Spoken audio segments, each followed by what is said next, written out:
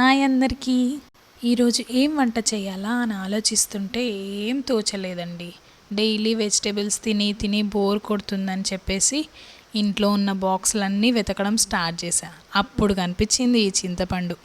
చాలా రోజులైంది కదా చింతపండు పులిహోర చేసి అని చెప్పి మళ్ళీ ఒకసారి చేసుకుందామని ఇలా చేశాను. బాక్సులు వెతకడం అంటే గుర్తొచ్చింది. చిన్నప్పుడు స్కూల్ నుండి రాగానే ఆకలేసి అమ్మ ఏ స్నాక్స్ ఏ బాక్స్లో పెట్టిందని వెతికి మరీ తినేదాన్ని. ఇప్పటికీ కూడా అమ్మ వాళ్ళ ఇంటికి వెళ్ళినప్పుడల్లా అదే పని చేస్తూ ఉంటాను. అమ్మ చేతి వంట అలాంటిది మరి. ఈ పులిహోర కూడా అమ్మ దగ్గరే నేర్చుకున్నాను. అదేంటి అందరూ వంటలు అమ్మ దగ్గరే నేర్చుకుంటారు కదా అని మీరు అనుకోవచ్చు. లేదండి, నాకు మ్యారేజ్ వరకు అసలు వంటలే రావు.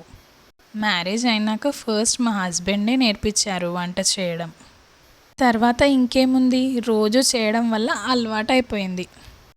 కానీ ఒక్క విషయం అండి, వంట చేయడం అంటేనే ఒక పెద్ద ఆర్ట్. ఒక్కొక్కరు ఒక్కొక్కలాగా వండుతారు. అసలు వంట నేర్చుకోవడం అనే ప్రాసెస్కి ఎండింగే ఉండదేమో అని నా ఒపీనియన్. మీరేమంటారో కమెంట్ చేయండి. మాటల్లో పడి నేను చేసిన చింతపండు పులిహోర ప్రాసెస్ చూడడం మర్చిపోకండి. మీరు కూడా ఇలా ఒకసారి ట్రై చేసి చూడండి. నేను చేసిన చింతపండు పులిహోర నచ్చితే మాత్రం లైక్ చేయండి, షేర్ చేయండి and please subscribe to my channel.